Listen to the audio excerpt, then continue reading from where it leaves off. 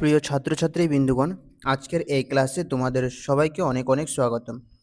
আমরা যে গ্রাম পঞ্চায়েত 2026কে টার্গেট করে জিকে জিএস সিরিজ শুরু করেছি তার 2 নম্বর ক্লাস আজকে।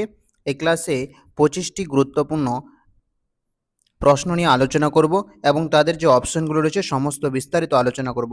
তাই ক্লাসটিকে মনোযোগ সহকারে দেখবে শুরু থেকে শেষ পর্যন্ত, কোথাও কোনো রকম স্কিপ না করে। চলো আজকের ক্লাসটি আমরা শুরু করছি। আজকের ক্লাসে প্রথম প্রশ্ন হচ্ছে, পশ্চিমবঙ্গ ভারতের কততম জনবহুল রাজ্য? এই প্রশ্নের সঠিক উত্তর কী হবে? পশ্চিমবঙ্গ ভারতের চতুর্থ জনবহুল রাজ্য। যদি বলা হয় ভারতের বৃহত্তম জনবহুল রাজ্য কোনটি, সবচেয়ে বেশি জনসংখ্যা রয়েছে কোন রাজ্যের মধ্যে, এবং সবচেয়ে কম জনসংখ্যা রয়েছে কোন রাজ্যের মধ্যে? সবচেয়ে বেশি জনসংখ্যা রয়েছে উত্তরপ্রদেশের মধ্যে এবং সবচেয়ে কম রয়েছে সিকিমের মধ্যে।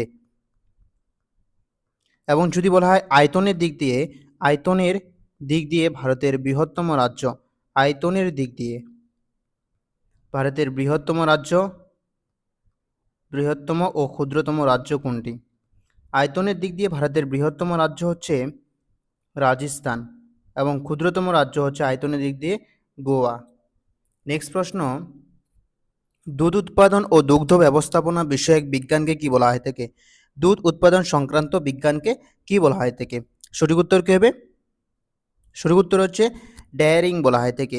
দুধ উৎপাদন সংক্রান্ত বিজ্ঞানকে ডেয়ারিং বলা হয় থাকে। যদি বলা হয় সেরিকালচার কি উৎপাদন সংক্রান্ত বিজ্ঞানকে বলা হয়? সেরিকালচার হচ্ছে রেশম চাষ সংক্রান্ত বিজ্ঞানকে সেরিকালচার বলা হয়। পিসিকালচার বলা হয় মাছ উৎপাদন সংক্রান্ত বিজ্ঞানকে।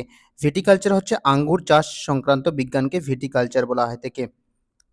নেক্সট প্রশ্ন, বিশ্বকাপ ট্রফি কোন ধাতু দিয়ে তৈরি? ফিফা বিশ্বকাপ ট্রফি কোন ধাতু দিয়ে তৈরি? সঠিক উত্তর কী হবে? সঠিক উত্তর হচ্ছে ফিফা বিশ্বকাপ ট্রফি 18 ক্যারেট সোনা দিয়ে তৈরি, অর্থাৎ সোনা দিয়ে তৈরি হয়ে থাকে। এবং ফিফা বিশ্বকাপ 2026 সম্পর্কে আমরা কয়েকটি গুরুত্বপূর্ণ